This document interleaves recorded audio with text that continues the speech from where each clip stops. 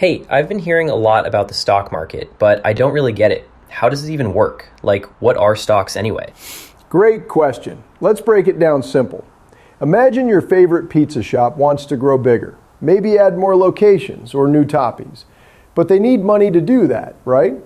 Instead of borrowing from a bank, the owners decide to sell little pieces of the business to people like you or me. Those pieces are called stocks. Owning a stock means you own a tiny part of that company, like being a mini boss. Wait, so stocks are actual ownership, not just some game or bet like in movies? Exactly. It's real ownership, not gambling. Think of it like this. If the pizza shop sells 1 million slices of pizza a year and you own one stock out of 1,000 total, you get a share of the profits, maybe a dividend, which is like a thank you check from the company. Companies issue stocks to raise cash without giving up full control. They sell shares to investors, use that money to build and grow, and in return, owners might get dividends or the stock value goes up if the company does well. Okay, that makes sense. But why would a company share ownership? Doesn't that mean they lose some say in how things run? Good point. It's a trade-off. By issuing stocks, they get big bucks up front to expand without paying interest like a loan. Sure, shareholders get voting rights on big decisions like picking leaders, but for most folks, it's more about the potential rewards. Take Apple, for example. When they started, they sold stocks to fund iPhones and stores. Now, if you owned stock back then, your piece could be worth a ton because the company boomed. It's not abstract. It's like investing in a lemonade stand that turns into a chain. Dividends sound cool, like free money if the company succeeds. But isn't there a risk? What if the pizza shop burns down or something? There is risk. Yeah, stocks aren't guaranteed wins. If the company struggles, the stock value drops, and you might lose money if you sell. But that's why it's ownership. You share in the ups and downs, just like a real business partner. Companies issue stocks because it lets them dream big without going into debt. My uncle started a small tech gadget company years ago. He issued stocks to friends and family to buy better tools. It worked, they grew, and those early owners saw their investments double when the gadgets took off. No casino vibes, it's betting on real work and ideas. All right, I see it's more like teaming up with a business than throwing dice. So owning stock makes you part owner with perks if it grows. Spot on. You're getting it. It's a way for everyday people to put money into companies they believe in, hoping for growth or those dividend payouts. Companies love it too. It fuels innovation without banks breathing down their necks. Cool, but where and how do people actually buy these stocks? That's the next piece of the puzzle. People don't usually buy stocks straight from the company after it's issued them. That's where stock exchanges come in, like a giant organized flea market for trading ownership in businesses. Picture this. The pizza shop sells its initial shares to raise money. But once those are out there, owners want to sell if they need cash or buy more if they love the place.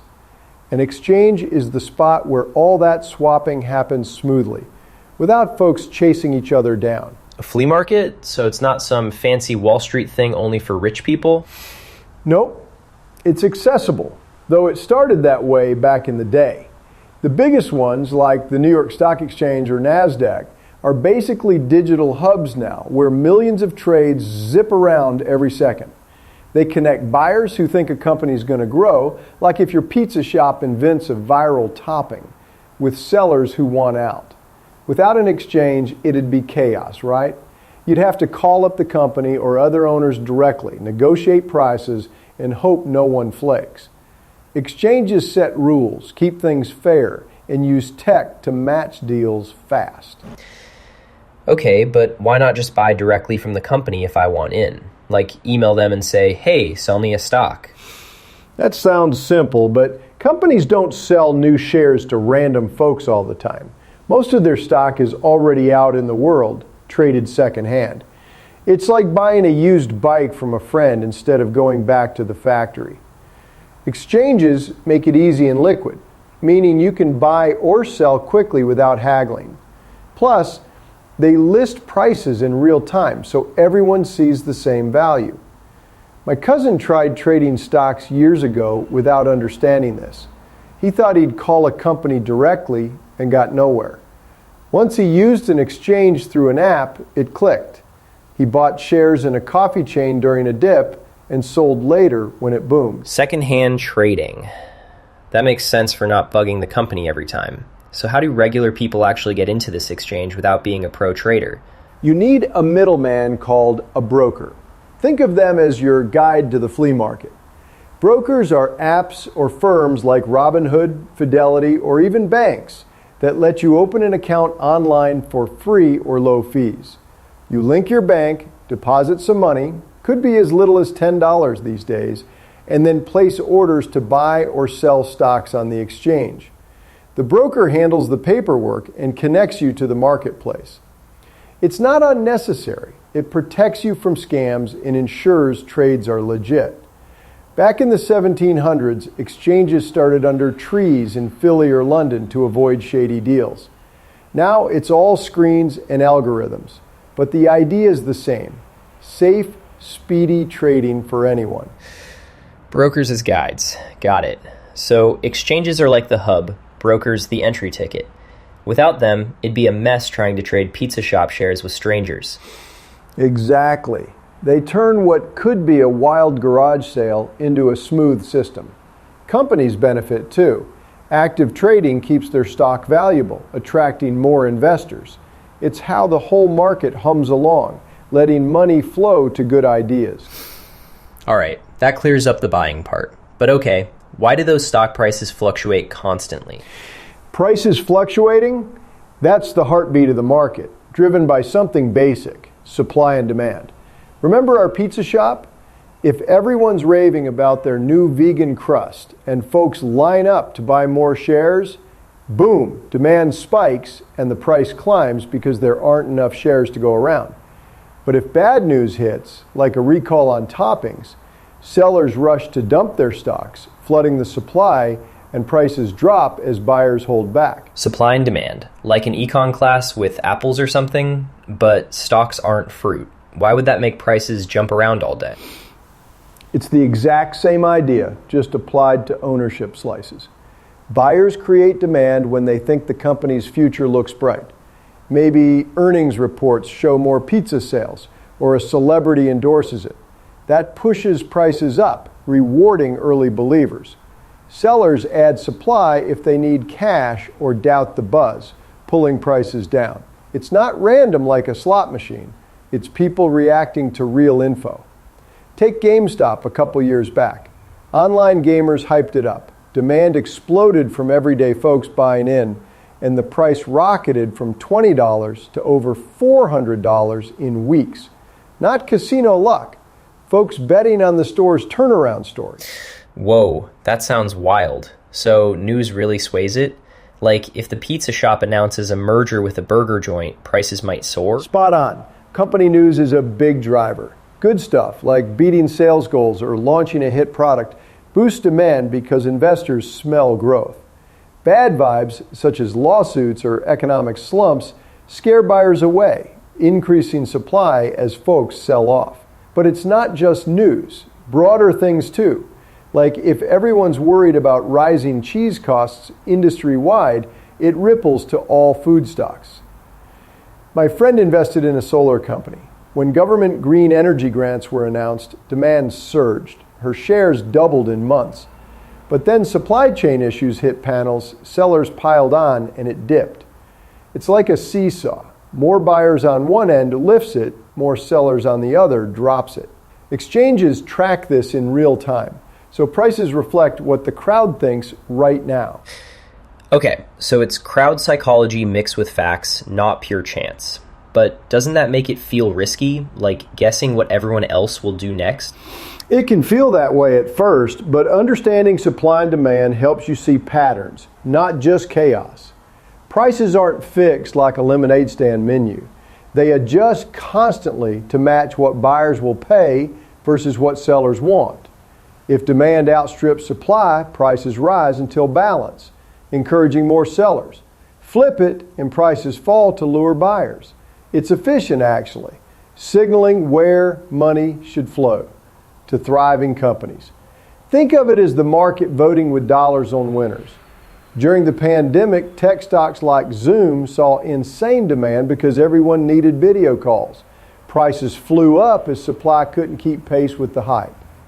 Voting with dollars. That's a cool way to put it. So if I see a stock's price dropping, it might mean more sellers than buyers right now, maybe due to some worry. Exactly. You're thinking like an investor already. And when it rebounds on good news, that's demand kicking back in. But yeah, fluctuations keep things dynamic. Without them, no one would trade. It's what makes the market a living thing, rewarding smart bets on real value. Got it. No more casino vibes for me. So how can regular people like me jump in without getting wiped out by all these ups and downs? Jumping in safely is totally doable for folks like you. No need for a fortune or crystal ball. The key is starting smart, not swinging for the fences. First off, forget the old idea that you need thousands to play. These days, you can open an online brokerage account with apps like Robinhood or Vanguard. It's free, takes minutes on your phone. Just sign up, verify your info, link a bank account, and deposit whatever you can spare, even $50 or $100. No minimums for most, and they guide you through it like a video game tutorial. An app on my phone? That sounds way easier than I thought. But what if I pick the wrong stock and lose it all right away? That's a smart worry. Nobody wants to get burned. But beginners dodge big risks by not betting everything on one company, like our pizza shop alone. Instead, spread out with something called index funds. Think of it as buying a whole basket of stocks from top companies, say 500 big ones like Apple, Nike, and Walmart, all in one go. It's diversification. If one flops, others might lift you up. Index funds track the market's overall vibe, like the S&P 500, which mirrors the U.S. economy.